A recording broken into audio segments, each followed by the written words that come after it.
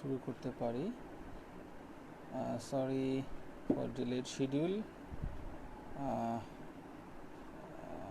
কারণ আসলে প্রথমে 1:45টায় ক্লাস ছিল, পরবর্তীতে শিডিউল রিঅ্যারেঞ্জ হওয়ার কারণে 4টে থেকে আমরা শুরু করার কথা। তো আমরা মনে হয় শুরু করতে পারি।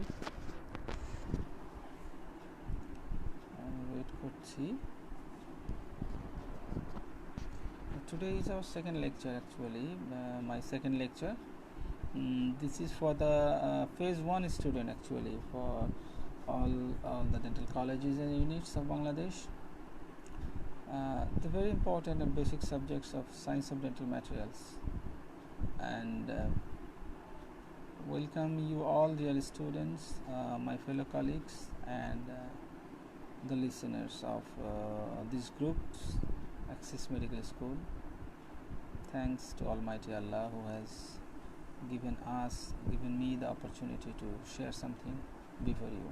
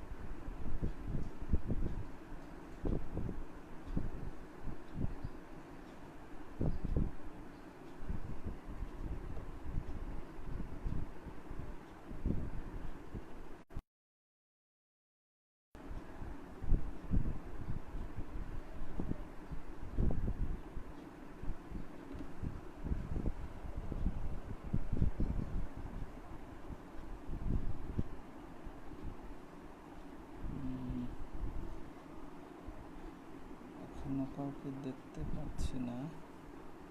Okay, let's start.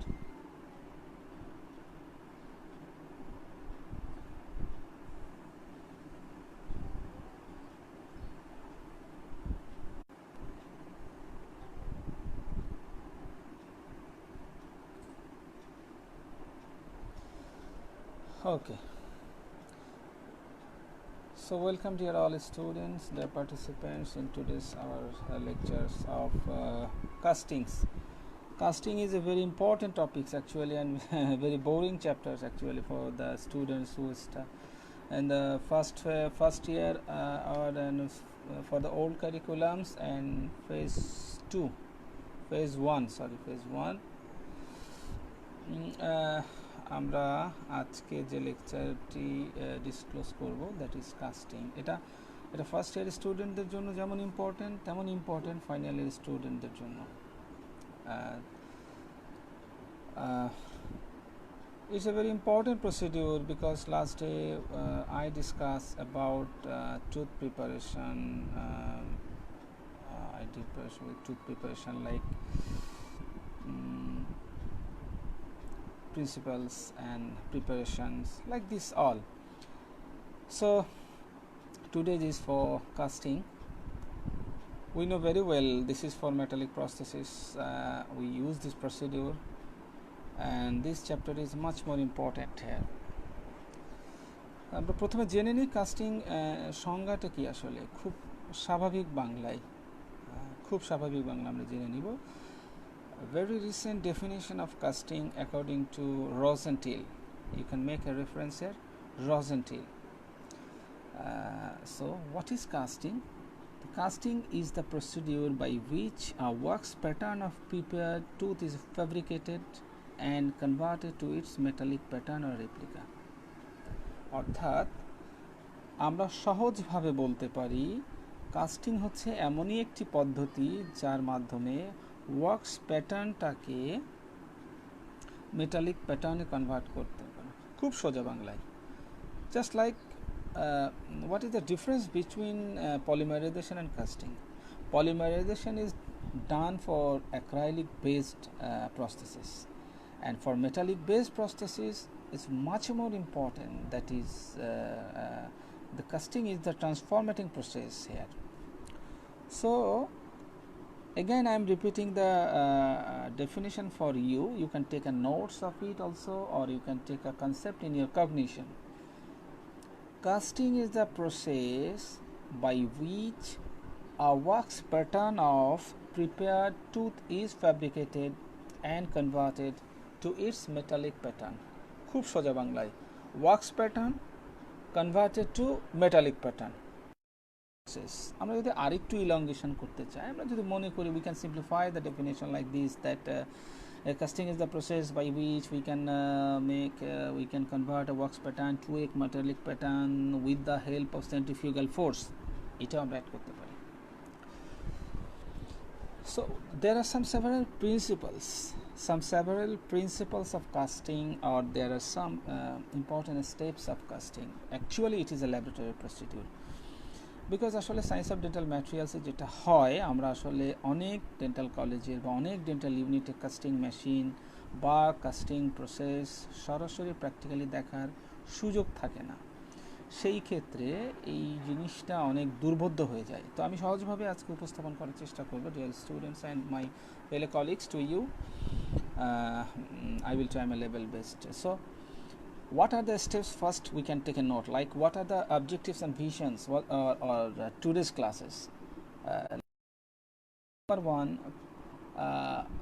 definitely we have to take up die, or preparation of a die. Die means model of a single tooth, if for a single prosthesis. But if for a base, metallic base or any broad prosthesis, we can take a master cast.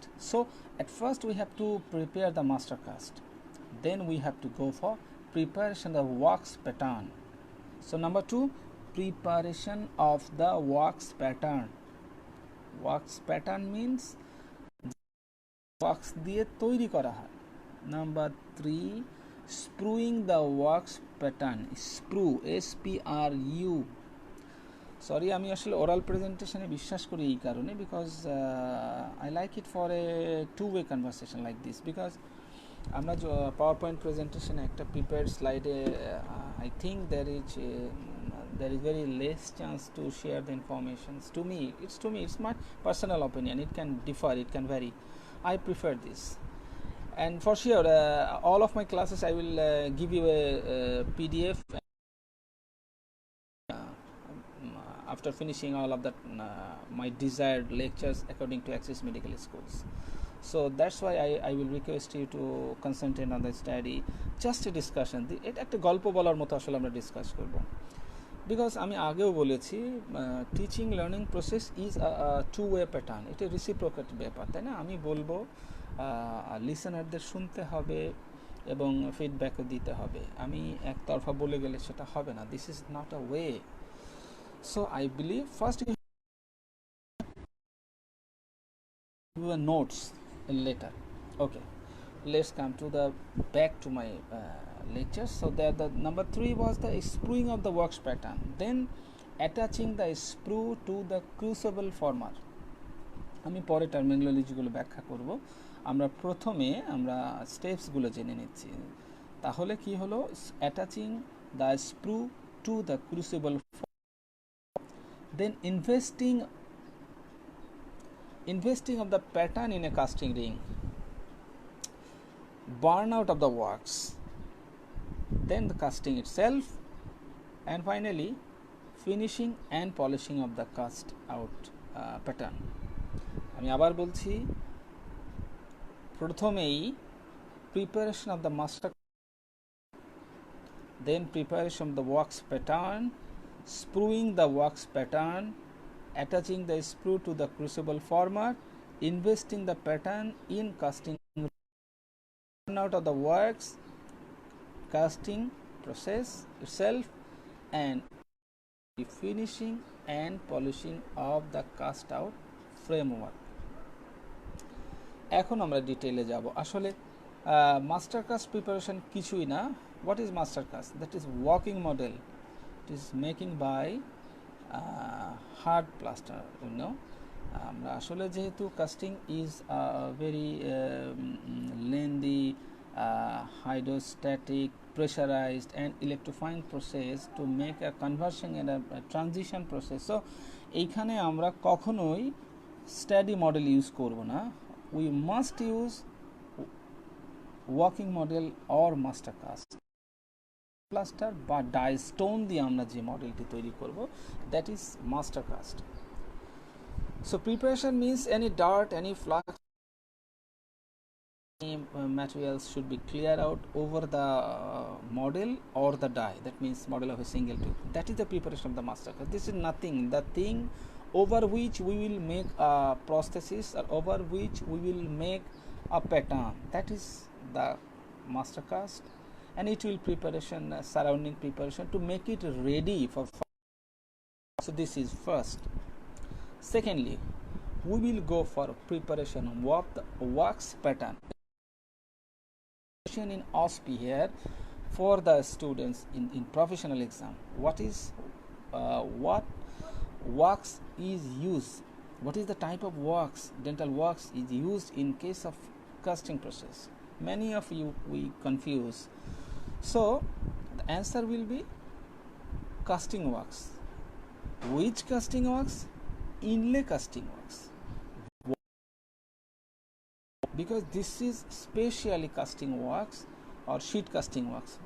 What are the properties of casting works rather than modeling works or base plate works or any other works? You know, works is thermoplastic materials, যেটা আমাদের তাপ দিলে গলবে এবং ঠান্ডা করলে শক্ত হয়ে যাবে। So what is the special criteria for the casting works? Why we use it in casting and why it is called casting works? Because this works has a special criteria, special property. What? That is, it leaves without any residue. অর্থাৎ আমরা এই ওয়াক্সটিকে বা এই মোমটিকে, আমরা মোম সদৃশ্য বস্তুটিকে যখন উত্তপ্ত করব, when we give heats, electric or flaming heat, it leaves without any residue. এটা উদ্বায়ী হয়ে উড়ে যাবে, কিন্তু কোনো রেসিডুয়াল অবজেক্টস এখানে রিমেইন থাকবে না। That is the thing. Because আমরা মডেলিং ওয়ার্কস বা বেস প্লেট ওয়ার্কস, এগুলো কী হয়, আমরা যখন বার্ন আউট করি তখন কি হয়, এটা গলে যায়, এটা আয়তনে ভলিউম কমে যায় এবং এটা গলে নিচে উদ্ভেদ বা রিমেইনিং বা রেসিডিউ হিসেবে পড়ে থাকে। But that is the basic things, it leaves without any residue. আমরা এটাকে যখন ইউজ করব, যেখানে ইউজ করব, এটা হিট করার পর এটি উড়ে যাবে, কিন্তু কোনো রেসিডিউ রাখবে না বা অবশিষ্ট অথবা তলানি কিছু রাখবে না সে। That's why this is bilateral question, because আমি ডিসকাশন করতে চাই এমনভাবে যাতে ভাইভা, রিটেন, এমসিকিউ প্রত্যেকটা জায়গাতেই আমাদের উপকার হয়। ওকে, so this was the points preparation of the works pattern. So how to prepare? Already আমরা জেনেছি, this is inlay casting works. Inlay casting worksটাই works pattern হিসেবে ইউজ করার জন্য কাস্টিং প্রসেসে আমরা ব্যবহার করি। সো ওয়ার্কস প্যাটার্নটা কিভাবে আমরা বানাবো? প্রথমে ইনলে কাস্টিং ওয়ার্কস নিব এবং ডেফিনেটলি আমরা যে মাস্টার কাজটা নিয়েছিলাম প্রপারলি এটা সার্ভে করব। সার্ভে মিন পরিদর্শন, খাঁটি বাংলায়, অর্থাৎ মডেলটা বা টুথটার কোথায় কি আছে, কোথাও আন্ডারকাট আছে কি না, কোথাও শার্পেজ আছে কি না, কোথাও ইরেগুলার ভয়েডস আছে কি না, অর্থাৎ সারফেস ইরেগুলার আছে কি না, সেই জিনিসগুলো আমরা দেখব। That is surveying. খুব স্মল ল্যাঙ্গুয়েজ আমি বললাম, এটা ফাইনালি আর অনেক বিশদভাবে দেওয়া। সো এখানে আমরা দেখছি Y inlay casting works question করা হয়েছে নিহারিকা নিশি। আমি আবার বলছি, সবার সুবিধার্থে বলছি, inlay casting wax is used in casting procedure because when we heat the wax for burn out the mold, it leaves without any residue. তপ্ত করলে কোনো ধরনের অবশিষ্ট না রেখে উদ্বায়ী হয়ে উড়ে যায়, অর্থাৎ যেই জায়গাটিতে বা যেই স্থানটিতে এই ওয়াক্সটি ছিল ওই স্থান if perfectly done. So casting আমরা কি জন্য করি? এই যে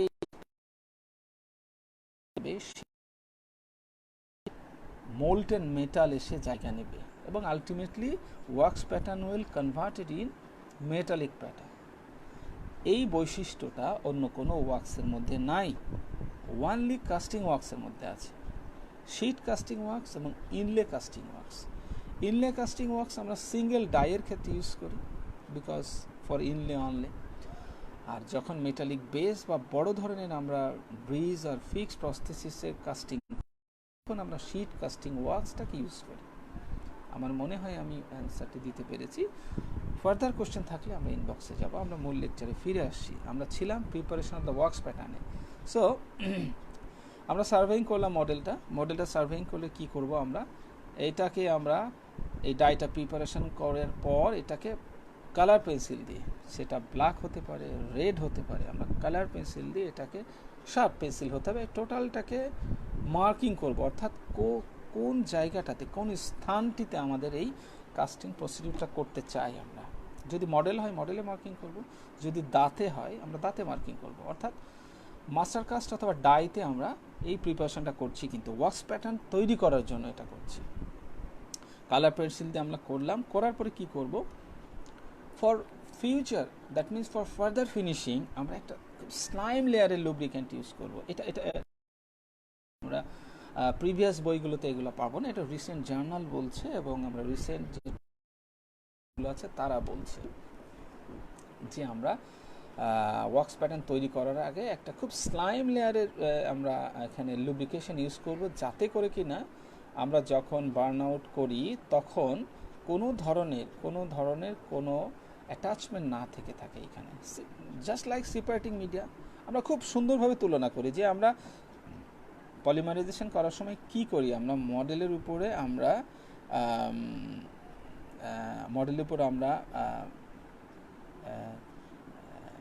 সেপারেটিং মিডিয়া দিই, তারপর আমরা সেটার উপরে পলিমার মনোমার যোগ করি। বিষয়টা এরকম। তো এইখানেও ঠিকই আমরা ওয়াক্স প্যাটার্নটা যখন তৈরি করছি মডেলের উপরে, তখন আমরা একটা লুব্রিকেন্ট লেয়ার দিয়ে নেব যাতে বার্ন আউটটা প্রপারলি হয়। মডেল বা মাস্টার কাস্টের উপরে কোনো ধরনের effect during transformation to casting, that is metallic pattern. তারপরে কি হবে, আমরা কালার পেন্সিল দিয়ে মার্কিং করলাম, করার পরে আমরা এই কাস্টিং ওয়াক্সটাকে, whether it is inlay casting wax or sheet casting wax, আমরা ওভার দ্য সারফেস, অর্থাৎ যে দাঁতটার উপরে আমরা করতে চাই সেই দাঁতটার উপরে অথবা মডেলটার উপরে আমরা এটা অ্যাপ্লাই করব, সফট করে, হিট করে, খুব স্লাইম হিট করে, যাতে এটা মোল্ডেবল হয়। তারপরে আমরা এটার উপরে অ্যাপ্লাই করব। দেন হোয়াট উই ডু, আমরা ধরে নিচ্ছি আমাদের ওয়াক্স প্যাটার্ন প্রিপারেশন শেষ। কিভাবে আমরা বুঝবো, কিভাবে করব, আমরা একটি সিল্কি ক্লথ খুব স্লাইমলি এটার উপর দিয়ে আস্তে করে রাব করব। রাবিং মানে যেটা বলা হয়, রাবিং মানে কি, খুব রাফলি এধার ওধার করা না। রাবিং মানে হচ্ছে স্মুথলি ভাবে মুছে নেওয়া, খুব সাবধানে। জাস্ট বলা হয় না যে আমরা জ্বর হলে জলপট্টি যখন দিই আস্তে করে আমরা মাথার উপর দিয়ে পট্টিটা নিয়ে যাই, just like this. So rubbing by a silk cloth when the wax pattern is prepared over the tooth surface or the crust. This is now the preparation of the wax pattern is complete. Now we will go for the next step, that is আমাদের এখন কি করতে হবে, wax pattern তৈরি হলো, অর্থাৎ মডেলের উপর বেজের উপর wax pattern তৈরি হলো, এখন আমরা স্প্রুইং করব। So what is sprue? এটা আমাদেরকে আগে জানতে হবে। It's a new term for the students. Sprue means it's a screw না, কিন্তু sprue, S-P-R-U-E. So sprueing or sprue, what is sprue? It's a space maintainer. কিভাবে করি আমরা? It's a sprue create a channel for illumination works, also to ingress the molten alloy inside the spaces. আমি আবার বলছি, খুব সোজা বাংলায় বলছি, স্প্রু হচ্ছে একটি চ্যানেল, না একটি খুব স্পেস এর সাথে, যার মধ্যে কোনো থাকবে, গ্যাপ থাকবে, সেই গ্যাপের মধ্যে আমরা আমরা কি করি, প্রথমে সেটা দিয়ে আমরা যাতে ওটার মধ্যে দিয়ে আমরা ওয়াক্সটা এলিমিনেট হয়ে যেতে পারে, এক, তাহলে স্পেস তৈরি হলো। আবার ওই একই গ্যাপ দিয়ে যাতে কাস্টিং ফাইনাল করার সময় মেটালকে যখন মোল্ড করব আমরা, মেল্টিং হয়ে যাবে মেটাল, তখন আমরা সেটাকে গলিয়ে এটার মধ্যে নিয়ে আসব। তাহলে আমরা দেখছি যেটা spruing means it's a make a channel with the wax pattern to the outside like this. This is a small definition here. তো স্প্রুর লেন্থটা কেমন হবে, স্প্রুর ওয়াইডটা কেমন হবে, এটা আমাদেরকে জানতে হবে। এবং এইখানে স্প্রুটাকে ওয়াক্স প্যাটার্নের সাথে অ্যাটাচ করার সময় আরও একটা জিনিস মাথায় রাখতে হবে, দেয়ার ইজ a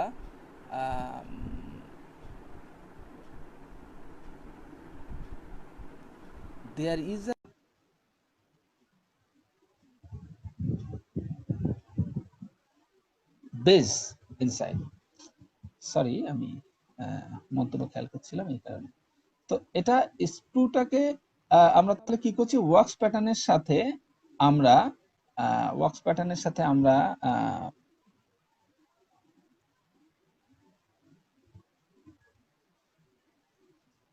অ্যাটাচ করে নিচ্ছি আমরা বেসটাকে ক্রুসিবল ফরম্যাট। আমরা আসছি, পরে আসছি সেটা। তো তাহলে আমরা একটা হচ্ছে এই স্টেপটাতে আমরা আসছি হোয়াট ইজ স্প্রুইং এন্ড অ্যাটাচিং, অর্থাৎ স্প্রুইং অফ দ্য ওয়াক্স প্যাটার্ন, তার মানে ওয়াক্স প্যাটার্নটাকে কিভাবে একটি চ্যানেল করে কানেক্ট করব to the base and crucible former. তো ফার্স্ট আবার আমি বলছি ডেফিনেশনটা, to create a channel for elimination wax also ingress molten alloy. Average sprue লেন্থটা কত, অ্যাভারেজ স্ক্রু লেন্থটা হচ্ছে 4 to 5 millimetre, diameter should be 2 millimetre, maximum 2.6 হতে পারে কোনো কোনো ক্ষেত্রে, বাট আইডিয়ালি ডায়ামিটার মানে চওড়াটা। This is a channel, sprue is like tiny channel, like a tiny channel. So এটা হচ্ছে স্প্রু। তাহলে আমরা স্প্রুটাকে কিভাবে অ্যাটাচ করছি, we will attach with the wax pattern with the bulkiest portion of the pattern, মানে wax pattern যেটা করলাম আমরা, অর্থাৎ ডাইয়ের উপরে বা মডেলের উপরে, এইটার বাল্কিয়েস্ট যে জায়গাটা সবচেয়ে এরিয়া, সেই জায়গাটাকে আমরা স্প্রু করব। যদি ডাই হয় অর্থাৎ সিঙ্গেল টুথ হয়, স্প্রু হবে সিঙ্গেল। যদি মাল্টিপল সারফেস হয়, সেইখানে আমরা স্প্রুটা কেমন করব, Y shaped, like this, multiple sprue. দেখা যাচ্ছে আমরা 3-4টে দাঁতকে একসাথে আমরা ব্রিজ প্রসেসিস করছি কাস্টিং এর জন্য, বা আমরা বেস করছি, সেই ক্ষেত্রে আমরা ওয়াই প্যাটার্নের আমরা রিকমেন্ড করি। তো স্প্রু রিজার্ভার, এখন আমরা আসবো sprue reservoir. What is sprue reservoir? Screw reservoir তো আমরা জানি একটা রিজার্ভ করে রাখার জিনিস, অর্থাৎ এক্সট্রা একটা স্পেস থাকবে যেটার মধ্যে আমাদের শর্টেজ হলে যাতে সেখান থেকে আমার ম্যাটেরিয়ালস আমাকে মূল যে মোল্ডে যেতে পারে। So why sprue reservoir is used to prevent localise shrinkage of casting is a definitely defects of casting. So ডিফেক্টটা যাতে না হয়, এই ডিফেক্ট আলটিমেটলি যাতে না হয়, আমরা একটা screw reservoir we can use. আমরা কোথায় ইউজ করতে পারি, এটা হচ্ছে ওয়াক্স প্যাটার্ন, এবং আমরা যেটা বলি এটা ওয়াক্স প্যাটার্ন এবং স্ক্রু ফরমার, এটার যে জয়েন্টটা 2 to 2.6 মিলিমিটার, আমি যে কথাটা বলছিলাম 2 মিলিমিটার নিচে। আরেকটা জিনিস এখানে মনে রাখতে হবে যে স্ক্রু এই যে লেন্থটা, অর্থাৎ কাস্টিং রিংয়ের মধ্যে আমার যে স্ক্রুটা এবং ক্রুসিবল ফরমারের সাথে ওয়াক্স প্যাটার্নের যে অ্যাটাচমেন্টটা, এইটা হতে হবে 6 মিলিমিটার। আমরা স্ক্রু প্যাটার্নটাকে কানেক্ট করতে পারি ডিরেক্টলি অর ইনডিরেক্টলি। আমরা অত ডিপে যাব না, আমরা যেহেতু ফার্স্ট প্রফেশনাল এবং ফেজ 1-এর জন্য আমরা যেটা বলবো, প্রথমে হচ্ছে স্প্রুইং করলাম আমরা, অর্থাৎ স্ক্রু তৈরি করলাম। এটাও কিন্তু সেই ইনলে কাস্টিং ওয়াক্সের হতে হবে, বিকজ এই স্ক্রুটা কিন্তু থাকবে না যখন বার্ন আউট হয়ে যাবে। এই স্ক্রুর জায়গাটাতে সেই স্পেস দিয়ে ওয়াক্সটা বার্ন আউট হয়ে যাবে। আবার ওই স্পেস দিয়ে মোল্টেন মেটালটা ঢুকে আসবে এর মধ্যে। তাহলে আমরা spruing of the wax pattern mean wax pattern তৈরি করার পর এই ওয়ার্কস দিয়ে আমরা নির্ধারিত লেন্থ যেটি বললাম আমরা 4 to 5 মিলিমিটার এবং ডায়ামিটার হচ্ছে 2 মিলিমিটার টু 2.6 মিলিমিটার, এইটা আমরা অ্যাটাচ করব directly or indirectly, and also we will keep a screw reservoir to prevent the further shrinkage of casting or incomplete casting. This was about these steps.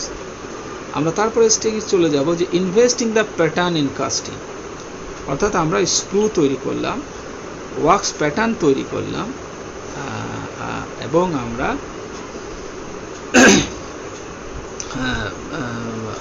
স্ক্রুইং করলাম। এখন আমরা attaching the screw to the crucible former, আমরা এখন crucible ফর্মারের সাথে এই স্ক্রুটাকে invest করব আর attach করব। Attaching আগে স্ক্রুটাকে আমরা ওয়ার্কস প্যাটার্নের সাথে অ্যাটাচ করেছিলাম, এখন স্ক্রুইং উইথ দ্য ওয়ার্কস প্যাটার্নটাকে ক্রুসিবল ফর্মারের সাথে অ্যাটাচ করব। So what is crucible former? Crucible former like is a funnel shape. আমরা যে তেলের যে গ্যালনগুলো দেখি আমরা ঠিক সেই রকম তেলের যে কাপ, গ্যালনের মধ্যে যে কাপ দিয়ে তেল বা আমরা লিকুইড ঢালি, অর্থাৎ মেজারিং সিলিন্ডারের মধ্যে আমরা যখন ফিজিওলজি বা আমরা প্র্যাকটিক্যাল বায়োকেমিস্ট্রি প্র্যাকটিক্যাল করি, তখন আমরা যে মেজারিং সিলিন্ডারের যে কাপটা ফানেল শেপ যেটা দিয়ে আমরা ঢুকি, ক্রুসিবল ফর্মারটা কিন্তু ঠিক কিছুটা সেই রকম, কিছুটা না অনেকটাই সেই রকম। তো আমরা এই ক্রুসিবল ফর্মারের সাথে আমরা এই প্যাটার্নটাকে অ্যাটাচ করব। আমরা কিভাবে করব সেটা আমরা আসছি, তার আগে আমাদেরকে জানতে হবে, ইটস ভেরি ইম্পর্টেন্ট, আমরা এই ক্রুসিবল ফর্মারে ইনভেস্ট করার আগে আমাদেরকে মাথায় রাখতে হবে যে এখানে কাস্টিং রিং বলে একটা ব্যাপার আছে। সো কাস্টিং রিংটা কি? শিরিন সুলতান একটি কোশ্চেন করেছে, স্ক্রু ওয়ার্কস প্যাটার্নে বাল্কিয়েস্ট রিজনে কেন অ্যাটাচ করব, why not thinnest area? Thinnest এরিয়াতে আমরা করব না, বাল্কিয়েস্ট পোর্শন সাধারণত থাকে অ্যাপেক্স অফ দ্য মোল্ড, অর্থাৎ জাস্ট বাল্কিয়েস্ট মিন অ্যাপেক্সের এই জায়গাটাতে আমাদের আস্তে করে সেন্ট্রিফুগাল ফোর্স যখন ইউজ করবো, আমরা আসবো ওটা পরে, তখন আরও ক্লিয়ার হবে। আস্তে করে ফ্লো করে নিচের দিকে মানে পেরিফেরিতে বা থিন এরিয়াতে চলে যাবে। স্ক্রু অ্যাটাচ করি তাহলে তো সেন্টারে আসবে না। সো আমরা সেন্টারে যদি অ্যাটাচ করি পেরিফেরিতে চলে যাবে, সেই কারণে আমরা বাল্কিয়েস্ট রিজনে আমরা স্ক্রু অ্যাটাচ করব। আমরা তারপর আসছি, আমি আবার মূল ধারায় ফিরে আসছি। So what is casting? It's open ended ring, তাই না? দুই পাশ ওপেন থাকবে, এটা দুইটা পাশই ওপেন থাকবে, ক্লোজ এন্ডেড না। আমি আবার বলছি, casting ring is a open ended ring. এইখানে কেন ওপেন এন্ডেড রিং? এক পাশে থাকবে আমার ক্রুসিবল ফর্মার, আর এক পাশে থাকবে আমার যে prepared model with the wax pattern, সেটা থাকবে। এই জন্য দুইটা পাশ ওপেন রাখছি আমরা। আমি আবার বলি, এইভাবে যদি আমরা ধরি, অর্থাৎ এক পাশে যদি ক্রুসিবল ফর্মার থাকে, আর এক পাশে থাকবে আমার ওয়ার্কস, এইভাবে আমরা ক্লোজ হবে ফাইনালি যখন আমরা এটা বার্ন আউটে নিয়ে যাবো তার আগে। সো কাস্টিং রিংটাকে আমরা যখন, সো ক্রুসিবল ফর্মারটা কি এই ফানেল শেপ এরকম আমার যে ম্যাটেরিয়ালটা, সো এটা কাস্টিং রিংয়ের সামনে এইভাবে আমরা অ্যাটাচ করে দিলাম এইভাবে। তো তিন কোনা যে ফানেলটা, সেটার মুখে আসলো কি এইরকম আমাদের একটা casting ring, which is important for casting. এই casting ring definitely there should be lining, casting রিংটাকে লাইন করতে হবে। আমি যে কথাগুলো বলছি এটা আমরা টেক্সট বুকের ছবিগুলো পাবো, আমরা ইন্টারনেটে ছবিগুলো পাবো, এখানে আমি ছবি দেখাচ্ছি না। আমি লেকচার ডেলিভারি যখন করে দিব, পিডিএফ বা পাওয়ার পয়েন্ট স্লাইড আমি যখন শেয়ার করে দিব, তখন সবাই দেখতে পারবে আমি কনসেপশনগুলো ক্লিয়ার করছি এবং লেকচার ডেমনস্ট্রেশন করছি। This is my strategy to for lecturing and teaching learning actually. আগে আমি কনসেপশনটা ক্লিয়ার করব যতটুকু পারি, দেন থিওরিটিক্যাল মানে প্রিন্টেড আর view, that means visual version দিয়ে দেবো আমি, অর্থাৎ পাওয়ার পয়েন্ট অ্যান্ড পিডিএফ যেটা স্টুডেন্টরা চাই। But first I have to take the concept, that's why the lecture actually. তো lining the casting ring should be done by asbestos fiber. Best one is asbestos fiber, asbestos, এটা আসলে বাঙালি ভাবে বললে actually উচ্চারণ হবে asbestos fiber. Sometimes we use cellulose. কেন করি? To prevent unwanted expansion, অর্থাৎ আমরা যখন হিট দিব, আমরা যখন এই মোল্ডটাকে হিট দেবো, তখন এক্সেস এক্সপানশন না হয়। স্পেস এক্সেস এক্সপানশন হলেই কিন্তু কাস্টিংটা লার্জ হবে, too large casting or too short casting হয়ে যাবে কোনো কোনো ক্ষেত্রে, অর্থাৎ ডাইমেনশনাল স্ট্যাবিলিটি লস করবে। So to maintain it casting uniformity, we use the lining of the casting ring. Very important. It is for OSP and clinical also. এবং uniform thickness আমরা use করব, করার পর আমরা উই উইল ইমার্সড ইন আর quenched into water, আমরা একটু normal ওয়াটারের মধ্যে এটাকে ডুবিয়ে নেব। অর্থাৎ কাস্টিং রিংটাকে লাইনিং করার পর অ্যাসবেস্টস বা সেলুলোজ দিয়ে, বিকজ লিটল ওয়েটই যদি থাকে তাহলে হবে কি, হাইগ্রোস্কোপিক এক্সপানশন যখন হবে, অর্থাৎ ইনভেস্টমেন্ট ম্যাটেরিয়ালস যখন আমরা দিয়ে এটাকে সেটিং করার জন্য রেখে দিব, তখন যে এক্সপানশনটা হবে, এক্সপানশনটা অনেকে ঠিকমতো শুনতে পাচ্ছে না, সরি, আমি চেষ্টা করছি যাতে ঠিকমতো শোনা যায়। আমি এখন মনে হয় শোনা যাচ্ছে ঠিকমতো। তো এক্সপানশনটা যাতে ইউনিফর্ম হয় সেই কারণে আমরা লাইনিংও করব, লাইনিং দেওয়ার পরে এটাকে লিটল ওয়েট করব। ওয়েট মানে ভিজিয়ে নেব, WET, ওয়েট মানে অপেক্ষা নাই। তাহলে হবে কি, আমার যখন মোল্ডটাকে আমরা বার্ন আউট করবো বা ইনভেস্টমেন্ট করব, হিট করব, তখন এটা এক্সপানশন যেটুকু দরকার ঠিক ততটুকুই হবে, এক্সেসিভ এক্সপানশন হবে না। সো আমরা কি দেখলাম, আমরা লাইনিং, কাস্টিং রিংটা লাইনিং করলাম এবং এটাকে আমরা কি করব, এটাকে আমরা ক্রুসিবল ফর্মারের সাথে অ্যাটাচ করব। এর আগেই আমরা একটা কাজ করে নিয়েছি, সেটা স্ক্রুকে ওয়ার্কস প্যাটার্নের সাথে অ্যাটাচ করে নিয়েছি অলরেডি। এরপর আমরা চলে যাব ইনভেস্টমেন্ট, তাই না, ইনভেস্টিং। সো লাইনিং করে নিলাম, লাইনিং করে নেওয়ার পর আমরা কি করব, এটা ইনভেস্ট করব। ইনভেস্ট মানে কি, আমরা তো জানি যে ইনভেস্ট মানে হচ্ছে ইনভেস্ট করা। ইনভেস্ট মানে কি আসলে, যে আমি অনেক কিছু ইনভেস্ট করলাম, কিছু রিটার্ন আসবে, কিছু দিলাম। আমার সায়েন্স অফ ডেন্টাল ম্যাটেরিয়ালসে, আমাদের science of dental material, investment means to pour something, কিছু দেওয়া বা ঢালা। তো এখানে ইনভেস্ট করা মানে হচ্ছে ইনভেস্টমেন্ট করব আমরা ম্যাটেরিয়ালসগুলো। তো এখন কিভাবে করব, ইনভেস্টমেন্ট ম্যাটেরিয়াল আমরা আগেই পড়েছি, এই জন্য আমরা বলি প্রতিটা topics it much more inter related with one with another. So আমাদের প্রত্যেকটা চ্যাপ্টার পড়তে হবে। আমি চেষ্টা করছি টাফ টপিকসগুলো বা যেগুলো খুব মানে রসকসবিহীন টপিক, সেগুলো ডিয়ার স্টুডেন্টস এবং কলিগসদের সাথে শেয়ার করার জন্য, so that it things make clear much more easier than more scientific and more stylish. আমরা খুব একদম আমার বাংলাদেশি ভাষায় এবং স্বাভাবিকভাবে আমরা যাতে বুঝতে পারি, এবং স্টুডেন্টদের জন্য পরীক্ষায় যাতে খুব স্বাভাবিকভাবে উত্তর করতে পারি, সো দ্যাট কনসেপ্টটা ক্লিয়ার হয়। এই জন্য আমি বলবো যে সব চ্যাপ্টারগুলোই পড়তে হবে, আমি কঠিনগুলোকেই আসলে টার্গেট করে সবার জন্য শেয়ার করছি। তো আসি আমরা আগের জায়গায়। সো ইনভেস্টমেন্ট ম্যাটেরিয়াল কী কী আছে আমরা আগের লেকচারে পড়েছি, আমি আবারও স্টুডেন্টদের জন্য এই শেয়ার করব, রিপিট করছি যারা এখনও পড়োনি এটা। এখানে একজন বললো লাইনিং করাটা একটু বুঝাই বললে ভালো হতো। ওকে, আমি বলছি তার উদ্দেশ্যে। লাইনিং মিনস, কাস্টিং রিং হচ্ছে একটা মেটালিক রিং যেটা ওপেন এন্ডেড, দুই মাথায় খোলা, দুই পাশই ওপেন। সেইখানে রিংয়ের ইনসাইড, অর্থাৎ এটা যদি রিং হয়,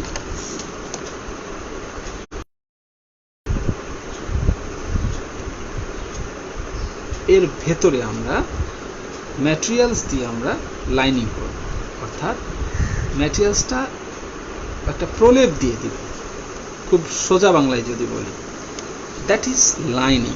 কি দিয়ে করব, এক ধরনের ফাইবার, খুব পাতলা থিন ফাইবার। এই ফাইবারগুলোকে আইডিয়ালি কি বলে, অ্যাসবেস্টস, এবং কোনো কোনো ক্ষেত্রে মোর কমনলি অ্যাসবেস্টস ফাইবার, এবং ইন সাম কেসেস সেলুলোজ। এগুলো আমার মনে হয় যে আমি ওই কোশ্চেনটা অ্যান্সার দিয়েছি। লাইনিং এটা আমি আবার বললাম তার সম্বন্ধ আসল জায়গায়। ইনভেস্টমেন্টে ছিল আমরা, ইনভেস্টিং অফ দ্য ম্যাটেরিয়ালস। তো কী করছি, ইনভেস্টমেন্ট ম্যাটেরিয়াল কী কী আছে সেটা আমরা জানতে চাই। ইনভেস্টমেন্ট ম্যাটেরিয়াল আছে gypsum bonded, phosphate bonded, silica bonded. It depends on the temperature it sets. যেই টেম্পারেচারে এ সেট হবে সেই টেম্পারেচার ওয়াইজ আমরা ইনভেস্টমেন্টটা স্প্রুইংটা রিপিট করার জন্য বলা হচ্ছে। আমি আসছি, আমরা এই এই এই এই প্যারাটা পড়ার পরে আমরা যাচ্ছি। সো ইনভেস্টমেন্টটা gypsum bonded, silica bonded, phosphate bonded কিসের ভিত্তিতে আমরা আলাদা করলাম? Definitely for temperature and pressure, তাপমাত্রার ভিত্তিতে। যেই তাপমাত্রাতে এই ম্যাটেরিয়ালসগুলো সেট হবে উইথ সেটিং রিয়াকশান, সেই তাপমাত্রা অনুযায়ী এটাকে ডিভিশন করা হবে। অর্থাৎ বিলো 750 ডিগ্রি সেন্টিগ্রেড তাপমাত্রাতে যদি হয় সেটা আমরা সেই সেট তাপমাত্রা আমরা বলবো জিপসাম বন্ডেড। এটার উপরে যেটা থাকবে আপ টু 1000 ডিগ্রি সেন্টিগ্রেড তাপমাত্রা অথবা 900 থেকে 1100, এটাকে আমরা, এটা অ্যাপ্রক্সিমেট টেম্পারেচার আমি বলছি, তোমরা টেক্সট বুক দেখে নিলে you will learn better and perfect parameter actually. এবং সিলিকা বন্ডেডে হবে 1100 টু 1300 ডিগ্রি সেন্টিগ্রেড। আমরা এটা পরে আসবো, আবার আসবো কেন এই টেম্পারেচারের বেসিসে ইনভেস্টমেন্ট ম্যাটেরিয়াল। সো আমরা বুঝলাম মনে হয় যে ইনভেস্টমেন্ট ম্যাটেরিয়াল, আবার রিক্যাপিচুলেট করলাম সবার বোঝার সুবিধার্থে। So investment material were here silica bonded, phosphate bonded and gypsum bonded. এবং এই ইনভেস্টমেন্টে আমাদের কিছু রিফ্র্যাক্টরি ম্যাটেরিয়ালস থাকে। রিফ্র্যাক্টরি ম্যাটেরিয়ালস অবশ্যই কোশ্চেন যাচ্ছে তোমাদের, what is refractory materials? New topics, new terminology. Refractory materials are that type of materials to withstand high temperature. Silica এবং ফসফেটের মধ্যে, এটা বেশিরভাগ সিলিকার মধ্যে থাকে, টেম্পারেচার যখন অনেক বাড়ে সেই টেম্পারেচারটার যাতে সেটাকে উইথস্ট্যান্ড করার মতো, সহ্য ক্ষমতা করার মতো যে ম্যাটেরিয়ালসগুলো ইউজ করি, দ্যাট ইজ রিফ্র্যাক্টরি ম্যাটেরিয়ালস। তো ইনভেস্টমেন্ট কি? আমরা যে পয়েন্টটাতে ছিলাম, ইনভেস্টিং অফ দ্য ম্যাটেরিয়ালস। আমরা যে কাস্টিং রিংটা নিলাম, প্রথমে আমরা কি করেছিলাম, আমি আবার প্রথম থেকে আসি, স্ক্রুইং করেছিলাম, ওয়াক্স প্যাটার্ন করেছিলাম, স্ক্রুটাকে ওয়াক্স প্যাটার্নের সাথে অ্যাটাচ করেছিলাম এবং ক্রুসিবল ফরমারটার সাথে কাস্টিং রিং লাইনিং করা অবস্থায় কাস্টিং রিংটা ক্রুসিবল ফরমারের এক পাশে অ্যাটাচ হয়েছিল, এমন এক পাশে অ্যাটাচ হলো এরকম বেজে। আর এক পাশে আমরা কি করব, মডেল, আমরা যে মডেলটা ওয়াক্স প্যাটার্ন করেছিলাম সেটা সহ আমরা এখন এর মধ্যে প্লেস করব। তার আগে আমরা কি করব, এই ক্রুসিবল ফরমার অ্যাটাচ করার পর টোটাল কাস্টিং রিংয়ের মধ্যে আমরা স্ক্রু বানানো আছে, চ্যানেল আছে, স্ক্রু রিজার্ভার আছে। এখন এই ইনভেস্টমেন্ট ম্যাটেরিয়াল আমরা এর মধ্যে দিব। কিভাবে দিব? দিব এইভাবে, সেটা হচ্ছে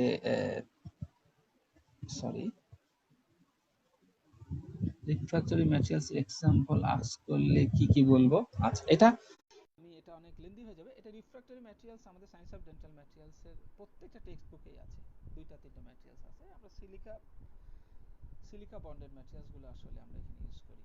তারপরেও পারফেক্ট অ্যান্সারের সুবিধার্থে আমরা টেক্সট বুক দেখে নিলেই মনে হয় ভালো হবে। তো রিফ্র্যাক্টরি ম্যাটেরিয়ালস এর কনসেপশনটা আমি দিয়েছি। হোয়াট আর দ্য ম্যাটেরিয়ালস আমরা মনে হয় এইভাবে আমরা দেখতে পারবো ওখানে। তো সিলিকা বন্ডেড ম্যাটেরিয়ালস এবং কোয়ার্টজ, এই টাইপের ম্যাটেরিয়ালসগুলো আছে। এবং আমরা বলছিলাম যে জায়গাটা সেটা হচ্ছে যে ইনভেস্টমেন্ট করা। তো ইনভেস্টমেন্ট করতে হবে কিভাবে? ইনভেস্টমেন্ট ম্যাটেরিয়ালস দিয়ে। আমরা তখন কাস্টিং রিং এর মধ্যে আমরা এই ইনভেস্টমেন্ট ম্যাটেরিয়ালকে আমরা প্লেস করব। তো তার আগে নিশ্চয়ই ইনভেস্টমেন্ট ম্যাটেরিয়াল আমাদের প্রিপারেশন করতে হবে। আমরা ভালো করে জানি how to prepare wax ordinary plaster, hard plaster like this. So ordinary শোনা যাচ্ছে না, ওকে,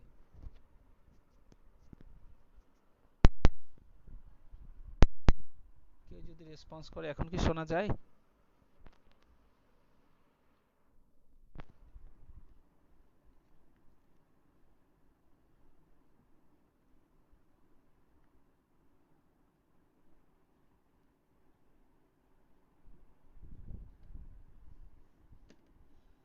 সাউন্ড প্রবলেম, এখন ঠিক আছে?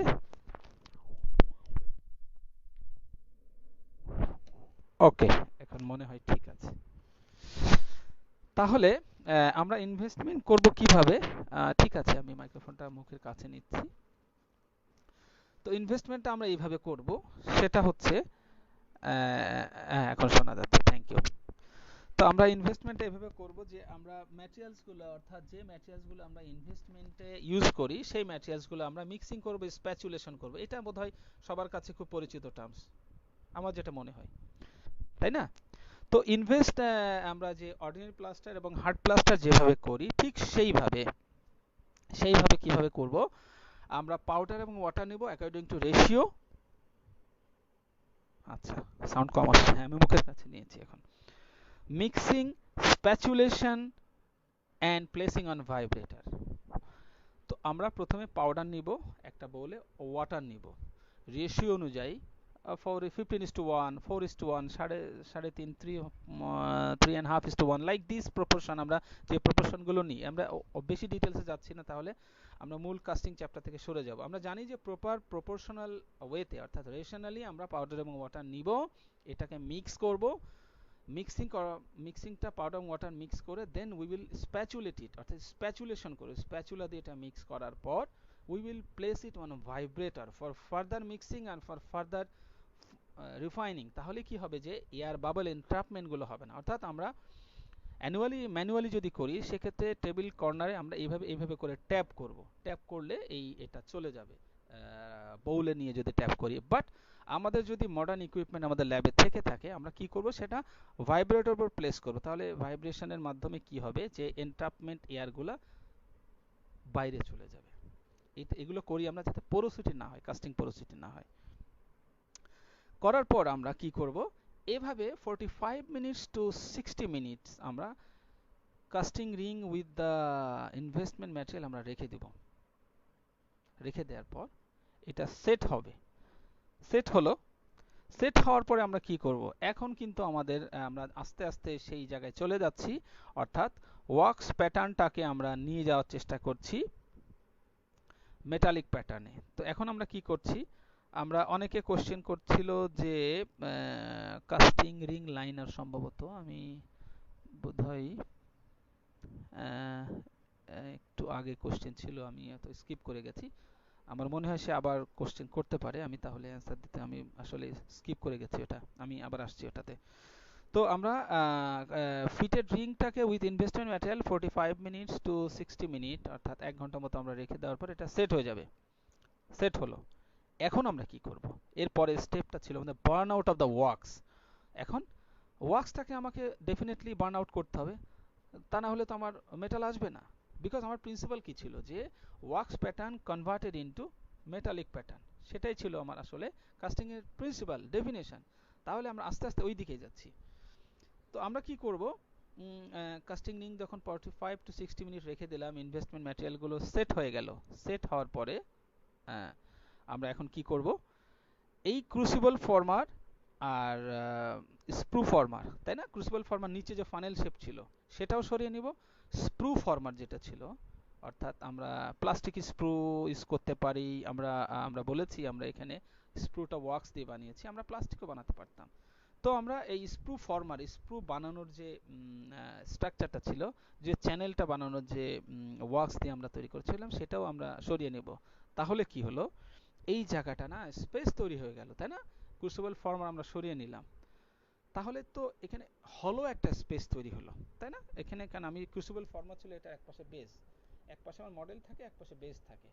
তো আমি মডেল আসছি, আমরা আসবো। তো বার্ন আউট ওয়াক্স করার সময় আমি মডেল দিয়ে এবং এটার মধ্যে আমরা ইনভেস্টমেন্ট ম্যাটেরিয়াল দিয়ে ক্রুসিবল ফর্মার দিয়ে আমরা যখন এটা ইনভেস্টমেন্ট করেছি এবং এটাকে যখন গরম পানিতে রেখেছি আমরা 40 টু 5 মিনিটস, আমরা যখন এটা রেখেছি তখন সেট হওয়ার পরে কি হলো, ওয়াক্স বার্ন আউট হয়ে গেল। তখন আমরা স্প্রু ফর্মারটা এবং ক্রুসিবল ফর্মারটা সরিয়ে নিলে there will be a creation of hollow space, এই hollow space এ molten metalটা pour হবে এখন।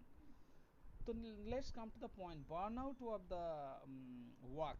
তো crucible এই স্টেপে আমার কি ছিল, ক্রুসিবল ফর্মারটাকে সরিয়ে নিব এবং স্প্রু ফর্মারটাকে রিমুভ করে নিব। করার পর সেখানে কিছু ডেব্রিস থেকে থাকবে, তাই না?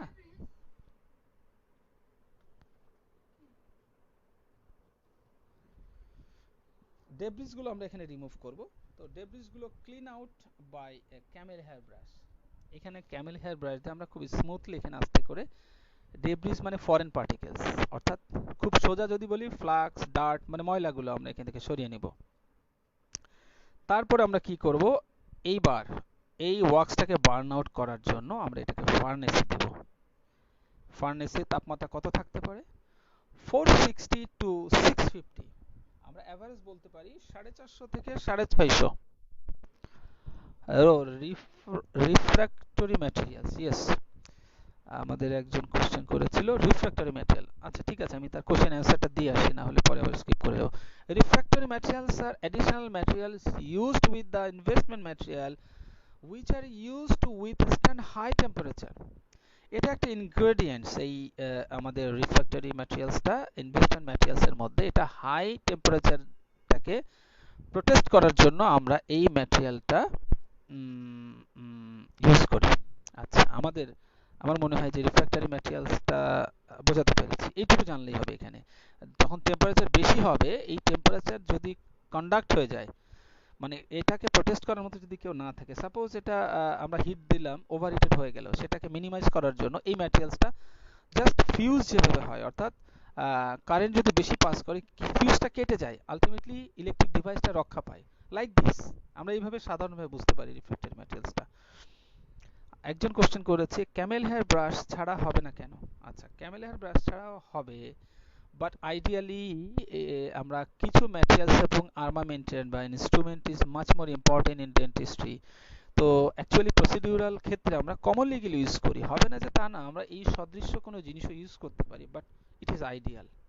হবে না যে তা না, but it is ideal. So we should follow the ideal thing all the time actually. So camel hair ব্রাশটাই আইডিয়াল, বা তুলি যে ব্রাশ দিয়ে আমরা করি না, রং তুলি, খুব সফট ব্রাশ, সেটা দিয়ে তাহলে হয় কি, খুব স্মুথলি, কারণ রাফ কিছু ইউজ করলে এখানে স্ক্র্যাচ হবে, তাহলে কিন্তু রাফ সারফেস হয়ে গেল, তার মানে কাস্টিং যে সারফেসটা ডিফেক্ট হবে, স্মুথ হবে না, কিন্তু এই কারণে বলা হচ্ছে স্মুথ ক্যামেল হেয়ার ব্রাশ।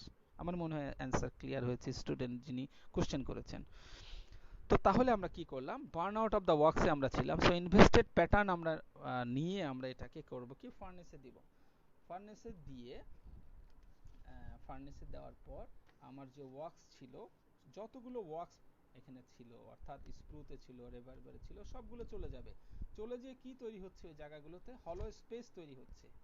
এই হলো স্পেসে আসলে মোল্টেন মেটাল আসবে, which is the final outcome.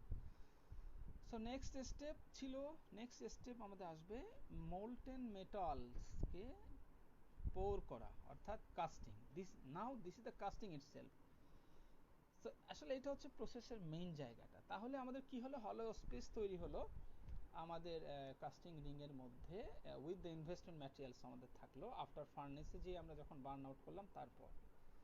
তো তারপর কি হলো, এখন আমরা কাস্টিং এ চলে যাব। তো কাস্টিং এ যাওয়ার জন্য আমরা তো তাহলে আমাদের কথা ছিল কি, ওয়াক্স প্যাটার্নটাকে মেটালিক প্যাটার্নে নেওয়া। তো মেটালকে তো আমরা রাফ মেটাল বা সলিড সারফেসটাকে তো আর মোল্ডেবল করতে পারবো না। তো এটাকে একটা শেপ দিতে হলে, এটাকে মোল্ডেবল করতে হলে আমাদেরকে মেল্টিং করতে হবে, আগে এটাকে গলিয়ে নিতে হবে। সো মোল্টেন মেটাল বা মোল্টেন অ্যালয় তৈরি করতে হবে আগে। তো আমরা কিভাবে মেল্টিং করতে পারি অ্যালয়, দুই ভাবে করতে পারি। একটা হচ্ছে কাস্টিং টর্চ, ফ্লেম দিয়ে, আমরা ফ্লেম না, আমাদের ফ্লেম অর্থাৎ আমরা যেটাকে বলি, কি বলবো, শিখা, অগ্নি শিখা। তো ফ্লেম আমরা ইলেকট্রিক যে ফ্লেমগুলো থাকে, এছাড়া আমরা ম্যানুয়াল ফ্লেমগুলো ইউজ করতে পারি, যেটা আমরা গোল্ড কাস্ট রেস্টোরেশন বা ইয়ে করি, এটাকে টর্চ মেল্টিং বলে। অর্থাৎ টর্চের মতো, টর্চ লাইটের মতো, মানে এটা অনেকে ওয়েল্ডিং দেখেছে, মানে গ্যারেজ যেগুলো, ওয়েল্ডিং গ্যারেজে যেগুলো হয় না, দূরের থেকে দেখা যায় যে কিছু গলাচ্ছে, একটা খুব অগ্নি লেলিহান শিখা। এই এই এই ফ্লেমের কিন্তু 3-4টা জোন থাকে, কম্বাস্টন জোন, কার্বন জোন এবং ফ্লেমিং জোন, এবং একদম শেষে যেটা থাকে অক্সিডাইজিং জোন। অ্যাকচুয়ালি আমরা পিকে যে অক্সিডাইজিং জোন থাকে ফ্লেমের, এটা ইউজ করি, অর্থাৎ টর্চের মেল্টিং যে টর্চ ইউজ করি, সেই জোনটা আমরা ইউজ করি। এটাকে বলা হয় যে gas air blow. Actually torch melt যেটা, এটাকে বলা হয় গ্যাস এয়ার ব্লো। আর এটা আমরা ন্যাচারালি জিপসাম বন্ডেড ম্যাটেরিয়ালস যখন ইউজ করি, সেই ক্ষেত্রে আমরা এই ফ্লেমটা ইউজ করি মেটাল মোল্টেন করার জন্য। কিন্তু যখন হাই টেম্পারেচার, যেমন nickel chromium, cobalt chromium alloy যখন ইউজ করব, অর্থাৎ সেই অ্যালয়গুলোর মেটালিক প্যাটার্ন যখন তৈরি করব তখন কিন্তু আমরা ইলেকট্রিক্যাল মেল্টিং করব। আমি আসছি যে আমি বলেছিলাম যে দুইভাবে মেল্ট করা যায়, সেকেন্ড ওয়ে কিন্তু সেইটা, that is casting machine, electrical melting. So electrical melting আমরা কিভাবে করি, ইলেকট্রিক ফার্নেস আছে আমাদের, ডিজিটালি এগুলো কন্ট্রোল করা যায়। অর্থাৎ আমি টেম্পারেচার ফিক্স করে মেটালিক পোর্শনটা দিয়ে দিব এবং হোল্ডার দিয়ে আমি সেটা নিয়ে আসবো, অর্থাৎ মোল্টেন হয়ে গেলে। কোন কোন ক্ষেত্রে করা হয়, উদাহরণ এমসিকিউ বা ওরালের জন্য আবার বলছি, cobalt chromium, nickel chromium, nickel titanium, এই জাতীয় অ্যালয়ের ক্ষেত্রে। কিন্তু গোল্ড অ্যান্ড ইটস অ্যালয় যেগুলো সফট ক্ষেত্রে, সেই ক্ষেত্রে আমরা টর্চ মেল্টিং বা আমরা যেটা আমরা হিট দিয়ে মানে ফ্লেমিং জোন দিয়ে যেটা আমরা করি, অর্থাৎ ফ্লেম অগ্নিশিখা দিয়ে আমরা করতে পারি।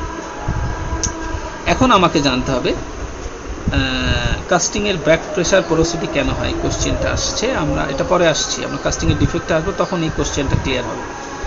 আমরা কাস্টিং প্রসিডিউরের পরে ডিফেক্টসে যাব, তখন আমরা আসলে ডিফেক্টগুলো নিয়ে আলাপ করবো। আমাদের একজন কোশ্চেন করেছে, আমি সেই কোশ্চেনটা তখন আসবে, আমার মনে হয় তখন ক্লিয়ার হবে। সো তার আগে আমাকে জানতে হবে কাস্টিং মেশিন কি।